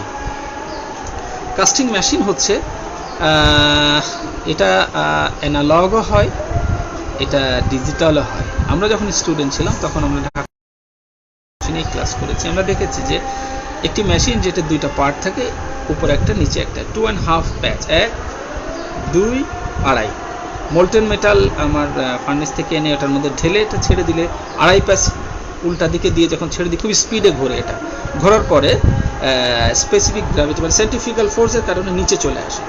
ওই জিনিসটা এখন ডিজিটালি আমরা কি করি, আমরা কাস্টিং মেশিন ইউজ করি, যে মেশিনে কি হয় এইভাবে করে কিন্তু এটা মুভমেন্ট হয় মোল্টেন মেটাল আমরা কি করি, বার্ন আউট মোল্ডের ভেতরে এটা চলে যায়, অর্থাৎ ওয়াক্স বার্ন আউট হয়ে যে হলো স্পেসটা তৈরি হয়েছিল, হলো স্পেসে এসে মেল্টেড মেটাল এসে পড়বে, যেটা আমরা ইলেকট্রিক ফার্নেসে যে মেটালটাকে মেল্টিং করেছিলাম সেটা এসে এই বার্ন আউট মোল্ডের মধ্যে এসে ডিপোজিট হবে এবং স্পেসগুলোকে ফিল আপ করবে। সো এটাকে বলা হয় automatic melting of metal within the furnace by electric resistance or heated casting machine. এই প্রসিডিউরটাকে আমরা যেটা করছি, অর্থাৎ এখনকার যুগে যে আমরা কাস্টিংটা করি, কাস্টিং মেশিন, আসলে সেটার প্রিন্সিপালটা হচ্ছে অটোমেটেড মেল্টিং অফ মেটাল হয় এখানে উইদিন দ্য ফার্নেস, অর্থাৎ ফার্নেসের ভেতরে, by electrical resistance heated casting. Electrically heat production হয়, মেটাল মোল্টিং হয় এবং সেটা ফার্নেসের মধ্যে সেটা আমার বার্ন আউট মোল্ডে চলে যায়। তো তাহলে কি হলো, কাস্টিং রিংয়ের মধ্যে আমরা প্লেস করলাম, আমরা ইনভেস্টমেন্ট ম্যাটেরিয়াল দিলাম, ওয়াক্স বার্ন আউট করলাম, মেটাল মোল্টেন করলাম এবং সেটা যে কাস্টিং মেশিনের মধ্যে আমরা এটাকে আমি আবার প্রসেসিং করে কি করব, সেটা হলো স্পেসে আগে ওয়াক্স ছিল, ওয়াক্স বার্ন আউট হয়ে চলে গেল, ওই জায়গাটাতে মোল্টেন মেটাল আসবে। কিভাবে আসবে, with the help of this casting machine. Casting machine কিভাবে কাজ করে, মোল্টেন মেটালটাকে সেন্ট্রিফিউগাল ফোর্স, প্রথমে মেল্টিং করে ফেলে মোল্টেন মেটালটাকে সেন্ট্রিফিউগাল ফোর্সের মাধ্যমে জায়গাটাতে প্লেস করে দিই, অর্থাৎ যে আমরা ডাই ছিল বা ফ্রেমওয়ার্ক ছিল সেটা now it is now going to convert into metallic pattern. তো হয়ে গেল, এরপরে আমরা কি করব, ফিনিশিং অ্যান্ড পলিশিং। তো ফিনিশিং অ্যান্ড পলিশিং আমরা তো ডেফিনেটলি করতে হবে, কারণ এটা একটা কাস্ট ফ্রেমওয়ার্ক তৈরি হলো, রাফ ও কাস্ট ফ্রেমওয়ার্ক তৈরি হলো, যেটাকে ইউজেবল বা অ্যাডোরেবল করার জন্য আমাদেরকে ফিনিশিংয়ে যেতে হবে। ফিনিশিং আসলে কি, প্রথমে আমাকে ওটাকে আমরা যে কাস্ট ফ্রেমওয়ার্কটাকে রেখে দেবো টু বি কুল ডাউন, ঠান্ডা হয়ে কুল ডাউন যখন হবে, সেই কুল ডাউন ম্যাটেরিয়ালসটাকে আমরা নিয়ে কি করব, after casting is completed ring is removed. এখন কিন্তু আমার ওই সহ দেখো আমরা যে কাস্টিং লাইনিং করেছিলাম, দুইটা কাজ ছিল, একটা এক্সপানশন প্রিভেন্ট করা, আর একটা কিন্তু কাস্টিং লাইনিং থেকে এই যে আমরা কাস্টিং কমপ্লিশন হয়ে গেল মডেল সহ এটি বেরো করব, ফ্রেমওয়ার্কটা ইজিলি রিমুভ করা যাবে এবং এইটা দেন আমরা এইটাকে পানির মধ্যে ডুবিয়ে ফেলবো, it quenched in water, immerse in water, আমরা অর্থাৎ এই মেটালিক ফ্রেমওয়ার্কটা আমরা যেটা পেলাম সেটা পানিতে ডুবিয়ে দিব, তাহলে কুল হবে। হওয়ার পর এখন সারফেস কিছু ডার্ট থাকে, ফ্লাক্স থাকে, রাফনেস থাকে, এটাকে গ্লেজি এবং ক্লিন করার জন্য আমরা পিকলিং সলিউশন নামে একটা কেমিক্যাল ইউজ করব। এটাও তোমরা পড়ে থাকবে। এটা ফ্লাক্স এবং আমরা যেটা পড়েছি neutral flux, oxidising flux, like this. So pickling solution কি?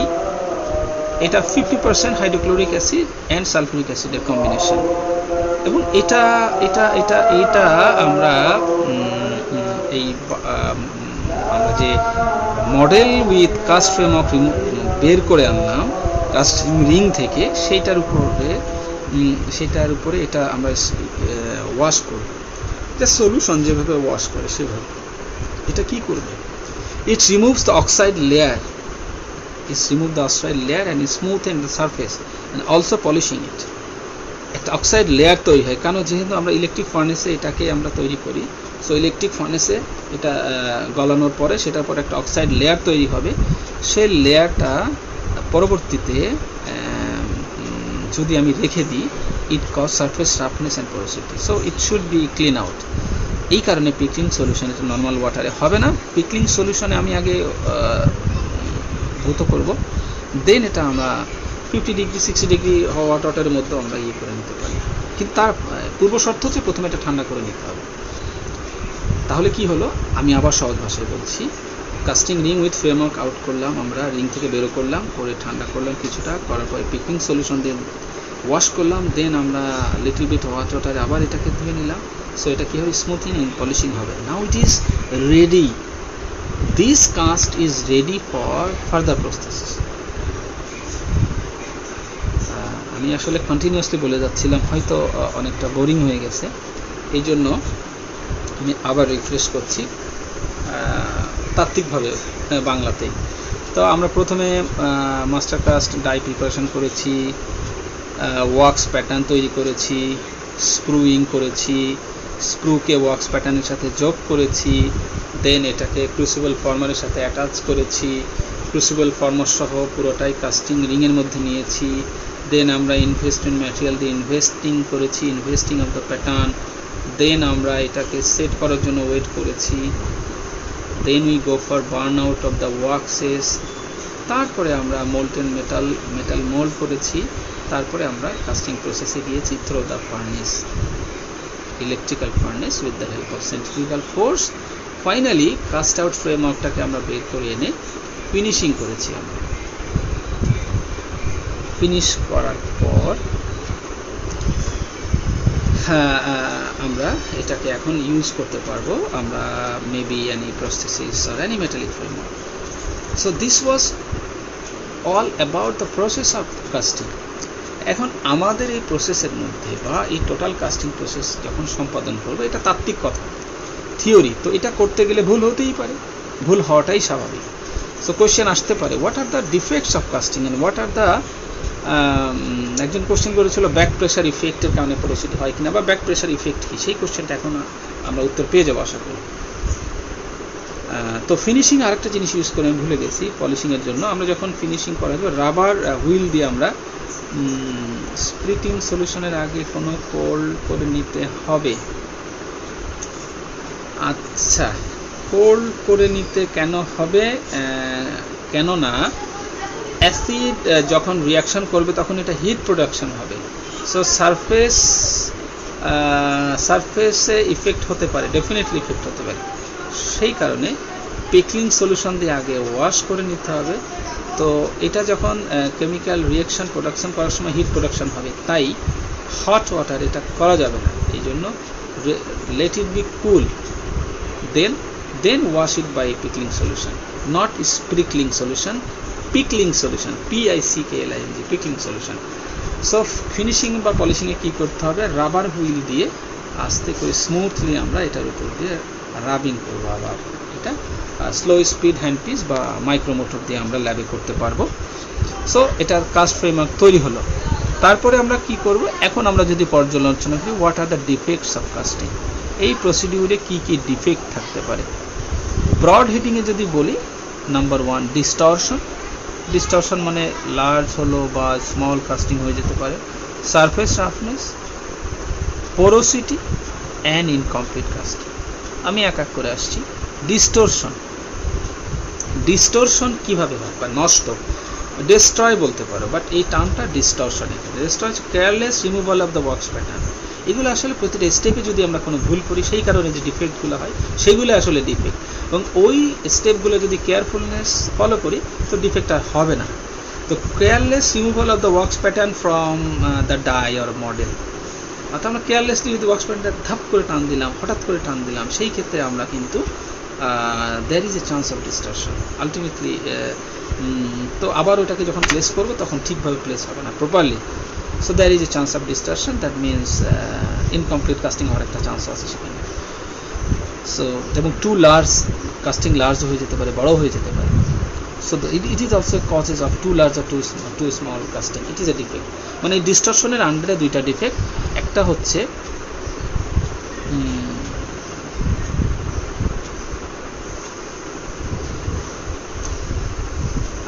এখানে আরেকটি কোশ্চেন আসছে, আমি সেটার উত্তর দিয়ে নিই। এটা বলা হচ্ছে যে পিকলিং সলিউশন তো নিজেও অ্যাসিড দিয়ে তৈরি। ইয়েস, পিকলিং সলিউশন যে 50% হাইড্রোক্লোরিক অ্যাসিড এবং সালফিউরিক অ্যাসিডের কম্বিনেশন, তো এটাতে সারফেসে ইফেক্ট হবে না কেন? আসলে আমরা পিকলিং সলিউশন জাস্ট ওয়াশ করব। কেন ওয়াশ করব? সারফেক্ট ইফেক্ট হবে না এই কারণে, কারণ আমরা যখন অক্সিডাইজিং জোন ফ্লেমের ইউজ করি, এখানে একটা অক্সাইড লেয়ার তৈরি হয়। ওই লেয়ারটা ঠান্ডা পানিতে দূর হবে না, গরম পানিতেও দূর হবে না। ওয়ানলি অ্যাসিড সলিউশন এটাকে দূর করতে পারে খুব শর্ট টাইমের জন্য। সেই কারণে আমরা অ্যাসিড এই পিকলিং সলিউশন দিয়ে ওয়াশ করি, তারপরে ফার্দার একটা আমরা হট ওয়াটার ইউজ করতে পারি ফার্দার পারফেকশনের জন্য। আবার মনে হয় কোশ্চেন অ্যান্সারটা দিয়েছি। তো ডিস্টরশনের জন্য টু লার্জ ও টু স্মল কাস্টিং, এটা ডিস্টরশনের মধ্যে এটা একটা ডিফেক্ট হতে পারে। তো আমরা কি করতে পারি? এটা আমরা থার্মাল এক্সটেনশনটাকে যদি ঠিক করি, অর্থাৎ লাইনিং যদি কাস্টিং লাইনিং ঠিক মতো করি, আমরা কন্ট্রোল সেটিং, অর্থাৎ ইনভেস্টমেন্ট ম্যাটেরিয়াল যখন সেটিং হবে, সে ইনভেস্টমেন্ট ম্যাটেরিয়ালকে যখন সেটিং করব, সেই সেটিংয়ের সময় যদি টাইমটা মেনটেন করি, টেম্পারেচারটা মেনটেন করি, সেই ক্ষেত্রে এই ডিস্টরশনটা হবে না, অর্থাৎ আমার কাস্ট ফ্রেমওয়ার্ক নষ্ট হবে না, ছোটও হবে না, বড়ও হবে না। আর লুব্রিক্যান্ট যদি আমি ইউজ করে নিই, খুব স্লাইম লিকুইড লেয়ারটা কেমিক্যাল পাওয়াই যায়, এটা লুব্রিক্যান্ট ব্যথানে, এটা ডিটেলস না জানলে হবে, আমরা শুধু জানি যে লুব্রিক্যান্ট লেয়ার থাকে এবং লুব্রিক্যান্ট ইউজ করা হয়। সো আমরা যদি proper rationally investment materials use করি, কন্ট্রোল সেটিং করি with maintaining the temperature and thermal এক্সপানশনটাকে যদি ইউনিফর্ম হিসেবে করি এবং উইথ দ্য প্রপার লাইনিং, সেই ক্ষেত্রে ডিস্টরশনও হবে না। তার মানে কাস্টিং টু শর্ট হবে না, টু লং হবে না। দিস ইজ এটা বাংলায় বললাম, ইংলিশে অ্যান্সার করে নিতে পারবো তোমরা। 2 নম্বর আমরা আসো সারফেস রাফনেস। যে কোশ্চেনটা আসছিল যে সারফেস রাফনেস হয় কেন যদি এয়ার বাবেল এনট্রাপমেন্ট হয়। ওই যে বলেছি ইনভেস্টমেন্ট ম্যাটেরিয়াল যখন আমরা স্প্যাচুলেশন করে মিক্সিং করেছিলাম, ভাইব্রেটরে দিয়েছিলাম, কেন দিয়েছিলাম? If there is an a porosity, air bubble entrapment, এখানে এক স্পেস থেকে যাবে, এই স্পেসের মধ্যে আমার এয়ার বাবল থাকবে, that will create the excess pressure, যেটা বলছে আমাদের স্টুডেন্ট ব্যাক প্রেশার ইফেক্ট। আবার আসছি, তো এয়ার বাবেল এনট্রাপমেন্ট যদি হয় তাহলে কি হবে? আলটিমেটলি কি হবে? ইমপ্রপার মিক্সিং হবে। তাহলে কি হবে? এবং ইনকমপ্লিট ওয়াক্সিংও যদি হয়, দুইটা কারণ, সারফেসটা আপনি দুইটা কারণ। ওয়াক্সিং যদি ইনকমপ্লিট হয় তাহলে কিছুটা ওয়াক্স থেকে গেল, তাহলে আমার মেটাল তো পুরো জায়গাটাতে যাচ্ছে না, তাই না? অর্থাৎ টোটাল ফ্রেমওয়ার্কে কিছু জায়গায় যদি ওয়াক্স থেকে যায়, অর্থাৎ ওই যে বলেছি আমরা বার্ন আউট করার পরে কিছুটা গরম পানি অর্থাৎ হট ওয়াটার দিয়ে আমরা ধুয়ে নিব, তাহলে ওই রেসিডুয়াল কিছু যদি থেকেও থাকে ফরেন পার্টিকেল চলে যাবে। কিন্তু ওইটা যদি থেকে যায় বা এয়ার বাবল যদি থেকে যায়, দেন দ্য ফাইনাল আউটকামটা অর্থাৎ ক্রাস্ট ফ্রেমওয়ার্কটা রাফ হয়ে যাবে এবং there will be the surface roughness. That is the causes of surface roughness actually. So what are the causes of surface roughness in casting? Number 1, air bubble entrapment, improper mixing of the investment materials, incomplete waxing, and যদি high pressure, এটা ছিল কম, and high pressure এবং temperature যদি আমরা use করি, অর্থাৎ আমরা যেটা বলা হয় আমরা জিপসাম বন্ডেড ম্যাটেরিয়ালসের দরকার 750, আমরা দিলাম 900, তাহলে তো হবে না। বা দরকার 750, দিলাম 700 বা 650, সেক্ষেত্রেও হবে। এইখানে বলা হয়েছে তবে হাই প্রেশার এবং টেম্পারেচার বলা হয়েছে। সো হাই টেম্পারেচার প্রেশার দেওয়া যাবে না, তাহলে সারফেস রাফনেস হবে। Name cause for the porosity in casting, very important. Porosity in casting, back pressure causes by air which can't escape from the mould. আসছি yes, back pressure effect আমরা আসছি, এখন আসবে porosity in casting. Porosity in casting কি হচ্ছে? Solidification defect, অর্থাৎ shrinkage of casting. ঠিক যেইভাবে ছিল ডিফেক্ট অফ পলিমারাইজেশন, পোরোসিটি দুই জায়গায় থাকে না আমাদের ইন্ডাস্ট্রিতে, একটা হচ্ছে পলিমারাইজেশন আর একটা হচ্ছে কাস্টিং। এটা ভুলে গেলে চলবে না।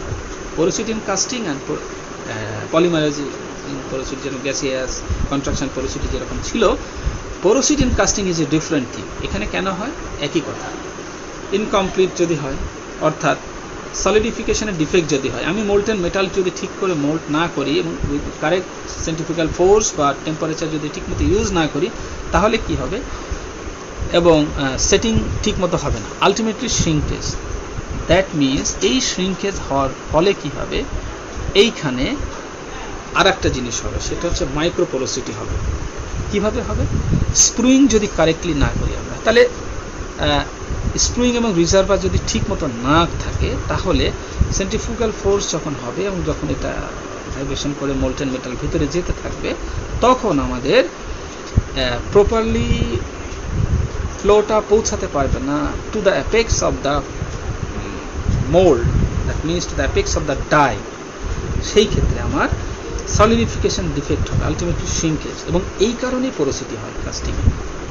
আর একটা কী হয়? Gaseous inclusion. যেই আমাদের যে স্টুডেন্ট যে বলছে ঠিকই বলেছে, এখানে যদি গ্যাস ঢুকে পড়ে, তো গ্যাস কোত্থেকে আসলো? গ্যাস আসলো ওই যে আমার টেম্পারেচার যদি উল্টাপাল্টা হয়, এই যে গ্যাসিয়াস পোরোসিটি আমরা বলি, অর্থাৎ আমি দিলাম ইউজ করলাম কোবাল্ট ক্রোমিয়াম অ্যালয়, তাহলে আমার কোন ইনভেস্টমেন্ট ম্যাটেরিয়াল লাগবে? বা নিকেল ক্রোমিয়াম করলাম, আমার লাগবে সিলিকা বন্ডেড। আমি ইউজ করলাম ফসফেট বন্ডেড বা জিপসাম বন্ডেড, তাহলে আমি মানে এটাকে সেট হইতে যে তাপমাত্রা লাগবে, মেটাল গলে যাবে তার মধ্যে, কিন্তু ওইদিকে ইনভেস্টমেন্ট ম্যাটেরিয়াল সেট হচ্ছে না। আবার আমি যদি জিপসাম বন্ডেড ইউজ করি, আমি যদি বেশি টেম্পারেচার দিই, তাহলে এইখানে কিছু অ্যাডিশনাল গ্যাস প্রোডাকশন হবে। এই গ্যাসটা কিন্তু এই মোল্ডের মধ্যেই থেকে যাচ্ছে, যেটা আমাদের স্টুডেন্ট বলছেন যে গ্যাসটা স্কেপ করতে পারছে না। স্কেপ করতে না পারলে ওর একটা ইফেক্ট থাকবে, গ্যাসের একটা প্রেশার থাকবে, সেই প্রেশারের কারণে ডিফেক্টিভ কাস্টিং হবে। এই ইফেক্টটাকে বলা হয় back pressure effect of casting. অর্থাৎ if there is gaseous inclusion due to the defect of metal melting or proper investment or proper investing or proper mixing ঠিক আছে, প্রপার মিক্সিং হওয়ার পরে যদি আমার টেম্পারেচার মেনটেন ঠিক মতো না হয়, ইনভেস্টমেন্ট ঠিক মতো না হয়, সেই ক্ষেত্রে আমরা আমাদের এই পোরোসিটি হবে। এবং ব্যাক প্রেশার হচ্ছে গ্যাসেস ইনক্লুশন হয়ে ব্যাক প্রেশার হবে। আমি ক্লিয়ার করে দিচ্ছি ব্যাক প্রেশার ইফেক্টটা তাহলে কি। প্রপার বার্ন আউট যদি না হয়, রেসিডুয়াল ম্যাটেরিয়ালস যদি থেকে যায়, মানে ওয়ার্কস যদি থেকে যায়, এবং আমার প্রপার ইনভেস্টমেন্ট সেটিং যদি না হয়, সেই ক্ষেত্রে আমরা এক্সেস গ্যাস প্রোডাকশন হয়। তাহলে আলটিমেটলি এক্সেস গ্যাসের pressure, that is called back pressure effect. কীভাবে প্রিভেন্ট করব? আমরা টেম্পারেচারটাকে রিডিউস করব কিছুটা, অর্থাৎ ইনার সারফেস অফ দ্য রিংয়ে যেখানে টেম্পারেচারটা যে সেট হয়, সেখান থেকে যদি মোল্ড ওয়ার্কসটা বার্ন আউট ঠিক মতো না হয়, সেটার জন্য প্রপার টেম্পারেচারও যেন লাগবে, আবার টেম্পারেচার হাই যাতে না হয় সেটাও খেয়াল রাখতে হবে। কারণ টেম্পারেচার হাই হলে ব্যাক প্রেশার ইফেক্ট হবে। কীভাবে হবে? এক্সেস গ্যাস প্রোডাকশন হবে, যে গ্যাসটা এখান থেকে বেরোতে পারছে না, can not escape from the mould, so there is a creation of pressure. তো কি হচ্ছে? মোল্টেন অ্যালয় এবং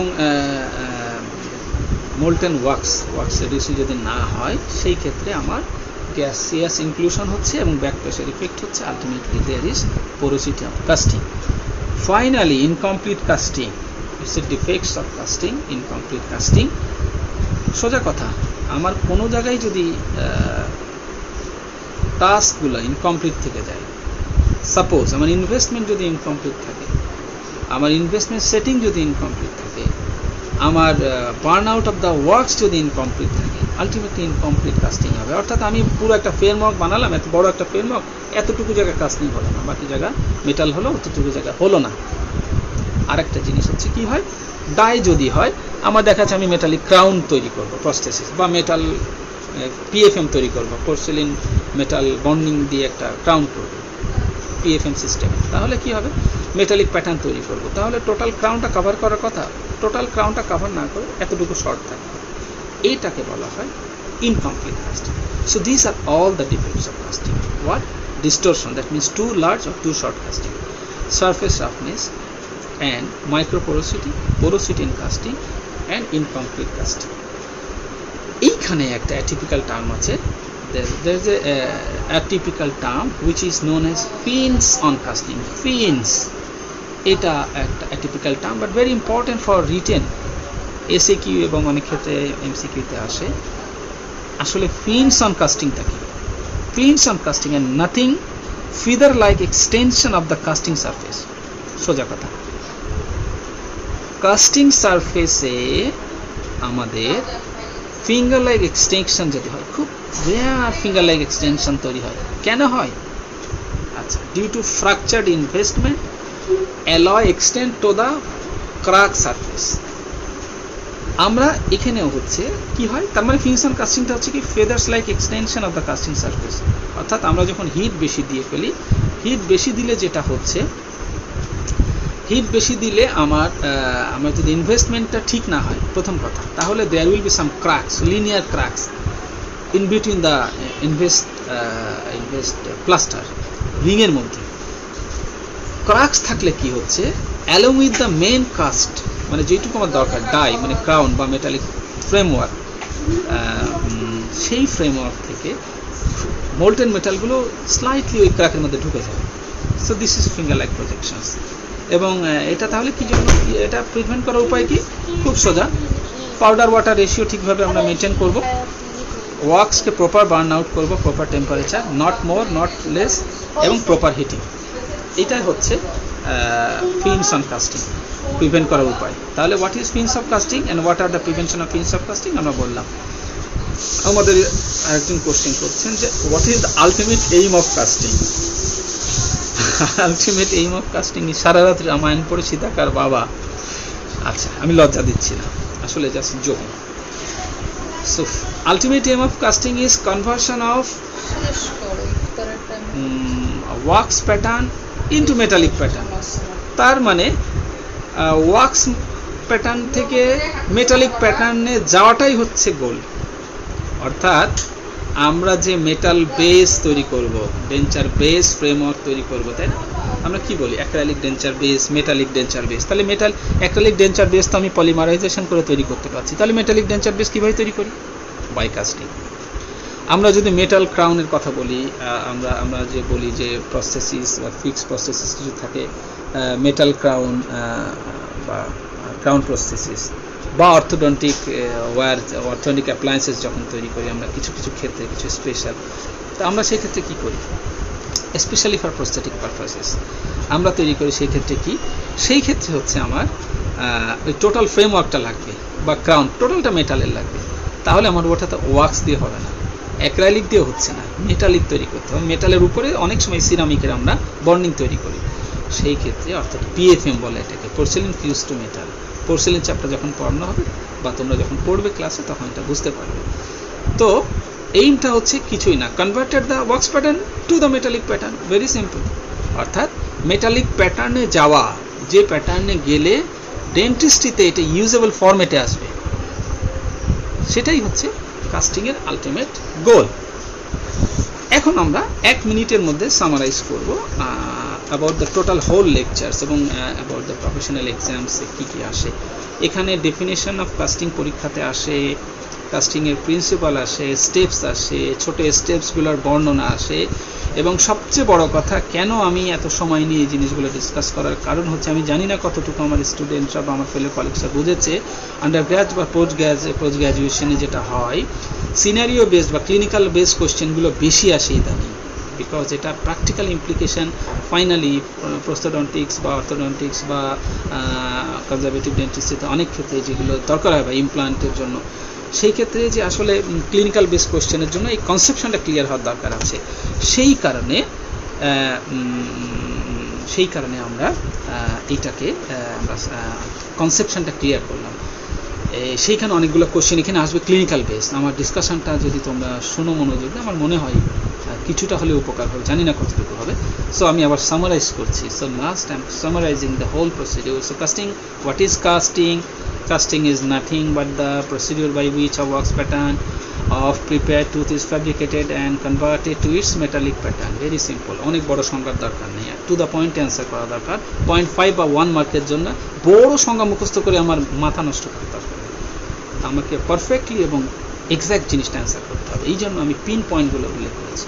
স্টেপস কী কী ছিল? Preparation of the master caster die, preparation of the wax pattern, sprueing the wax pattern, attaching a sprue to the crucible former, investing the pattern in the casting ring, burnout of the wax, casting, then finishing and polishing. এগুলো ছিল আমাদের steps. স্টেপসগুলোর মধ্যে আমরা আলাপ করেছি কী কী works আমরা casting use করি, casting ring কী কী, কেন ইনলে কাস্টিং ওয়ার্কস কাস্টিংয়ের জন্য ইউজ করা হয়, কাস্টিং রিংয়ের লাইনার কী কী আছে, ভেরি ইম্পর্টেন্ট ফর এমসিকিউ এবং অলসো ফর ভাইবা। স্প্রু কী দিয়ে বানানো হয়, স্প্রুর ডায়ামিটার কত, লেন্থ কত, স্প্রু রিজার্ভার কী, স্প্রু রিজার্ভারের লেন্থ কত, ডায়ামিটার কত, কোথায় এটা অ্যাটাচ করতে হবে, কেন অ্যাটাচ করতে হবে, আমি এই কোশ্চেনগুলো অ্যান্সার দিয়েছি। এটা ভাইবা এবং এমসিকিউর জন্য very very important all through the life. তারপরে হচ্ছে যে এরপরে আমরা ইনভেস্টমেন্ট নিয়ে আলোচনা করেছি, কী কী ধরনের ইনভেস্টমেন্ট ম্যাটেরিয়ালস আছে, কেন কোথায় কোন ইনভেস্টমেন্ট ম্যাটেরিয়াল ইউজ করতে হয়, কীভাবে মিক্স করতে হয়, কীভাবে এটা সেট হয়। তারপরে আমরা burn out of the works আলাপ করেছি, কোন ইনভেস্টমেন্ট ম্যাটেরিয়াল কীভাবে বার্ন আউট হয় আমরা আলাপ করেছি। একটা জিনিস আমি বলতে ভুলে গিয়েছিলাম, সেটা হচ্ছে মডার্ন ডেন্টিস্ট্রিতে পাওয়ার কাস্ট বলা হয়, রিংলেস কাস্টিং সিস্টেম এসছে এখন, ভেরি ভেরি ইজি। এবং ডিজায়ার ডাইমেনশনে আমরা কি করি, মানে একটা লিকুইড ইউজ করা হয় এবং এখানে প্রি ডিটারমাইন্ড এক্সপানশন, কতটুকু আমরা এক্সপানশন হবে সেটা আগেই ঠিক করে নেওয়া থাকে, ঠিক করে এটা একটা প্লাস্টিক আর রাবার বেস ম্যাটেরিয়াল থাকে, আলটিমেটলি যেমন ওয়াক্সের সাথে ওটাও বার্ন আউট হয়ে যায়। সো এটা জাস্ট জানার জন্য বলা, এটা মানে মডার্ন ডেন্টিস্ট্রিতে কী অ্যাডিশন সেটা বললাম। এবং এটা জিরকোনিয়াম এবং অ্যালুমিনিয়াম দিয়ে তৈরি করা হয়, এটা হাই টেম্পারেচার রেজিস্ট করতে পারে। সো এটা ছিল, আমরা নর্মালি কাস্টিং রিং ইউজ করি, এখানে হচ্ছে পাওয়ার, আমরা যেটা বলি পাওয়ার কাস্ট রিংলেস সিস্টেম বলা হয়। এটা মানাপাল্লি বা ফিলিপসের রিসেন্ট এডিশন এবং জার্নালগুলোতে গেলে আমরা জানতে পারবো বায়োমেটেরিয়ালসের মধ্যে। তারপরে আমরা আজকে জেনেছি যে কাস্টিং কিভাবে করা হয়, অর্থাৎ কীভাবে মোল্টেন মেটালকে গলানো হয়, টর্চ দিয়ে গলানো হয়, কাস্টিং মেশিন দিয়ে গলানো হয়, ফার্নেসে কীভাবে গলানো হয়, কীভাবে তৈরি করা হয়। ফাইনালি আমরা জেনেছি কীভাবে ফিনিশিং করা হয়, পলিশিং করা হয়, পিকলিং সলিউশন দিয়ে করি। এবং হোয়াট ইজ পিকলিং সলিউশন সেটাও আমাদের একটা এমসিকিউর কোশ্চেন, সেটাও একটা ওরালের কোশ্চেন, আবার রিটেনেরও কোশ্চেন 0.5 মার্কের জন্য, এটাও আসতে পারে।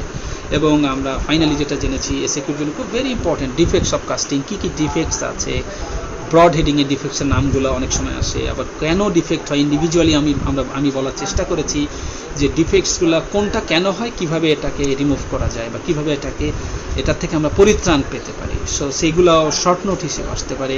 এখানে আমরা জেনেছি porosity in casting, large casting, short casting, incomplete casting, surface roughness, back pressure effect, এবং একটা শর্ট নোট খুব ইম্পর্টেন্ট আমরা যেটা জেনেছি fins on casting, finger like projection, এটা কীভাবে প্রিভেন্ট করা যায়। এবং আজকের আমাদের এই লেকচারের এবং আজকের এই টপিক্সের যে রেফারেন্সটা ফার্দার রিডিংয়ের জন্য আমরা definitely Phillips science of dental materials, এবং আমরা জয় মানাপাল্লি যেটা আমি ইউজ করি বা আমি পড়ি, এবং এলসিবি 2006-এর জার্নালগুলো পড়তে পারি, আমরা রিসেন্ট জার্নালগুলো পড়তে পারি। সো এটা ছিল সায়েন্স অফ ডেন্টাল ম্যাটেরিয়ালসের আমার প্রথম lecture for the students of the Axis medial school groups. Thank you dear all the students, all the audience, all the doctors of different faculty, different year student. So I tried my level best to make clear in all the languages, to make adorable and very easy from the first year to the final student. So I think it will be helpful for you. You can take a note of it from my lecture, you can take audio recording of it, it will be helpful.